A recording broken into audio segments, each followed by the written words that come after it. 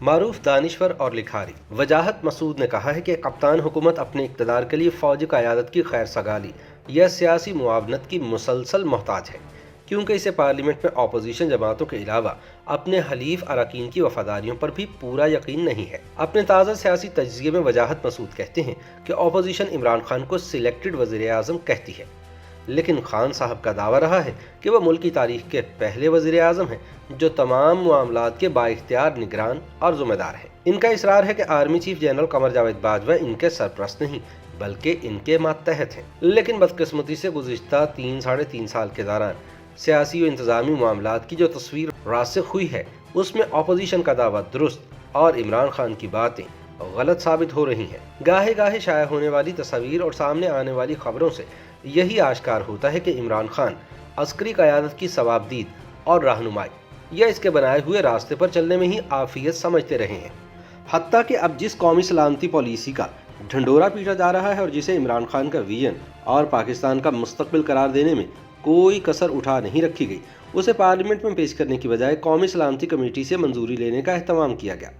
یہ کمیٹی صرف ان معنوں میں وفاقی کابینہ یا تحریک انصاف کی کور کمیٹی سے مختلف ہے کہ اس میں تمام عسکری قیادت بھی شامل ہوتی ہے۔ اس پر مستعار وزیر اعظم کے مشیر برائے قومی سلامتی ڈاکٹر موعد یوسف نے کابینہ سے قومی سلامتی پالیسی کی منظوری کے بعد ٹویٹ میں ملک کی سول قیادت کے علاوہ عسکری قیادت کا شکریہ ادا کرنا بھی ضروری سمجھا۔ حالانکہ ایک سیاسی دستاویز یا حکمت عملی کی تیاری اور اس کے نفاذ کے فیصلے میں ملک کی عسکری قیادت کا کوئی کردار نہیں ہوتا۔ وجاہت مسعود کہتے ہیں کہ ایسی کوئی پالیسی ملک کی حالات اور ضرورتوں کی روشنی میں حکومت تیار کرتی ہے اور پارلیمنٹ میں اس پر بحث کے ذریعے اسے حتمی شکل دی جاتی ہے تاکہ تمام سٹیک ہولڈرز کو شامل کیا جائے۔ کسی بھی جمہوری سیٹ اپ میں پارلیمنٹ کی اکثریتی اور اقلیتی پارٹیاں ہی اصل سٹیک ہولڈرز ہوتی ہیں جن کے اراکین کو عوام منتخب کر کے پارلیمنٹ میں بھیجتے ہیں، لہٰذا فوج جیسے ادارے قومی پالیسی سازی میں سٹیک ہولڈر نہیں ہو سکتے۔ لیکن جب حکومت یہ واضح کر رہی ہو کہ اس کے نزدیک پارلیمنٹ کی بجائے عسکری قیادت کی منظوری اہم ہے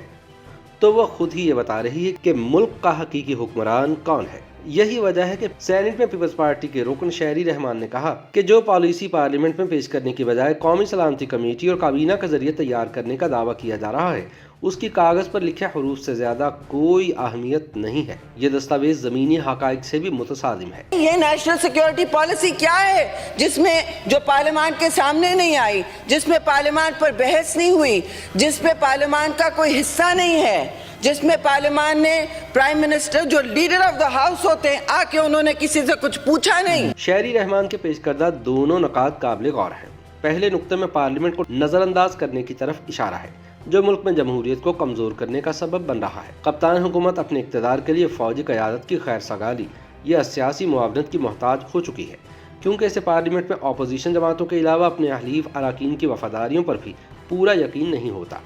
قانون سازی کے دوران یہ واضح ہوتا رہا ہے کہ اراکین کو کہاں سے کس بل کی حمایت کرنے کے لیے اشارے موصول ہوتے ہیں۔ بقول وجاہت مسعود پاکستان میں یہ صورتحال نئی نہیں ہے۔ عمران خان البتہ نیا پاکستان کے بینر کے ساتھ سیاسی رویوں کو تبدیل کرنے کے دعوے کرتے ہوئے اقتدار میں آئے تھے۔ انہیں اپنی اکثریت اور عوامی مقبولیت پر بھروسہ تھا اور ان کا دعویٰ رہا ہے کہ وہ اللہ رب العزت کے سوا کسی سے نہیں ڈرتے۔ اس صورتحال میں تو انہیں کسی بھی طرح عسکری قیادت کی خوشنودی حاصل کرنے کی کوشش کی بجائے پارلیمنٹ میں کھڑے ہو کر صاف لفظوں میں بتانا چاہیے تھا کہ کون سے عناصر ان کے فیصلہ سازی اور حق حکمرانی میں رکاوٹ بنتے ہیں۔ اس کی بجائے حکومت کے نمائندے میڈیا کے ذریعے یہ پیغام عام کرتے دکھائی دیتے ہیں کہ اپوزیشن اسٹیبلشمنٹ کے ساتھ ڈیل کے ذریعے اقتدار لینا چاہتی ہے، لیکن اسٹیبلشمنٹ کا دست شفقت مسلسل موجودہ حکومت کے سر پر ہے۔ اس بیان بازی سے اور کچھ حاصل ہو یا نہ ہو، البتہ یہ ضرور واضح ہو جاتا ہے کہ ماضی کے حکمرانوں کی طرح عمران خان کا مطمع نظر بھی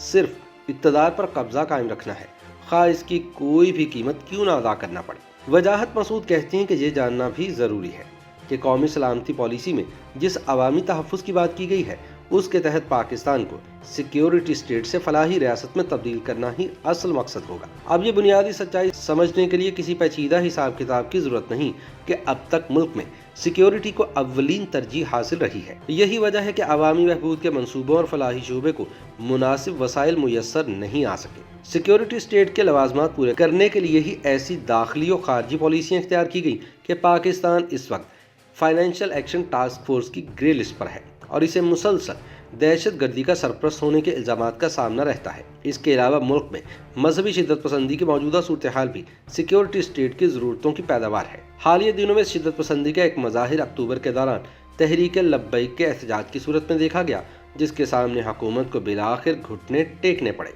इसी रवैये का दूसरा मुजाहिरा इस माह के शुरू में सियालकोट की एक फैक्ट्री के श्रीलंकन मैनेजर के बहिमाना कत्ल की सूरत में सामने आया था। वजाहत मसूद कहते हैं कि ज़रूरत इस बात की है कि मुल्क को सिक्योरिटी से फलाही रियासत में तब्दील करने का मंसूबा बनाते हुए अस्करी क़यादत को साथ मिलाने की बजाय तमाम सियासी कुव्वतों को इकट्ठा करके ये वाज़ेह करना पड़ेगा कि अब सरहदों पर बारूद फूंकने और हमसाया मुल्कों में मुदाखलत के गैर ज़रूरी मनसूबों पर वसाइल सर्फ करने की बजाय बच्चों की तालीम, नौजवानों के रोज़गार और आवाम की सेहत व खुशहाली के मामलात हमारी अव्वलीन तरजीह होंगे। कौमी हिकमत अमली में ये तब्दीली पाकिस्तान को अक़वाम आलम में वक़ार अता कर सकती है और मुल्की मईशत के लिए महमीज साबित होगी। ताहम इस मकसद के लिए जिस कौमी इत्तफ़ाक़ राय की ज़रूरत है वो इस वक्त मौजूद नहीं, और ना ही समाजी और सियासी सतह पर यह मिजाज उस्तवार किया जा सका है कि किसी मुल्क की हिफाजत उसके लोगों के इत्मीनान और खुशहाली से मुमकिन होती है। भारी भरकम फ़ौज या असलहे के ज़खायर किसी मुल्क का दिफा नहीं कर सकते।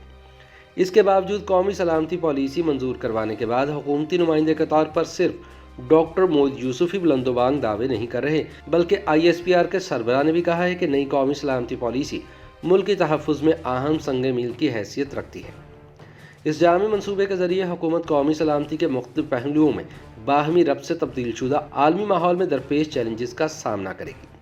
मेजर जनरल बाबर इफ्तिखार आमतौर से ट्वीट के ज़रिए कौमी मामलात पर रायज़नी से इज्तनाब करते हैं। ताहम कौमी सलामती पॉलिसी पर फ़ौज के इत्मीनान से ये ज़ाहिर होता है कि मुल्क में बदनज़मी और मुआशी मुश्किलात की मौजूदा बदतरीन सूरत हाल में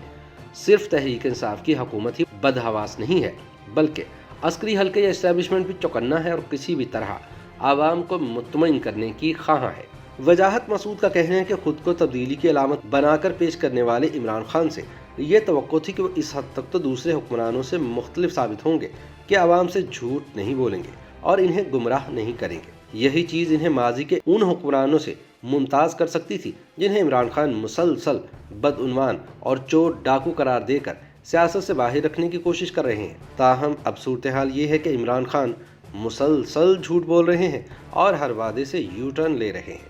इन्हें खुद अंदाज़ा नहीं है कि वो अपनी तकारीर और इजलासों में जिस मुआशी कामयाबी के दावे करते हैं वो आवाम के लिए जलती पर तेल का काम करते हैं और मुसलसल इनके गम गुस्से में इजाफे का सबब बन रहे हैं। वजाहत मसूद के बकौल खैबर पख्तूनख्वा के बल्दियाती इलेक्शन के पहले मरहले में हुकूमती शिकस्त आने वाले दिनों की सिर्फ एक झलक है। लिहाजा तसव्वुर करें कि जब मुकम्मल तस्वीर सामने आएगी तो इमरान खान की अदम मकबूलियत का ग्राफ कितना ऊंचा जा चुका होगा। YouTube पर गूगली न्यूज देखने के लिए youtube.com की सर्च बार में गूगली न्यूज TV टाइप करें। गूगली न्यूज के पेज पर सुर्ख रंग के सब्सक्रिप्शन वाले बटन पर क्लिक करना ना भूलिए। YouTube पेज पर अपलोड होने वाली वीडियोस से बाखबर रहने के लिए बेल आइकन पर क्लिक कीजिए। आपको हर नई वीडियो के बारे में नोटिफिकेशन मौसूल हो जाएगा।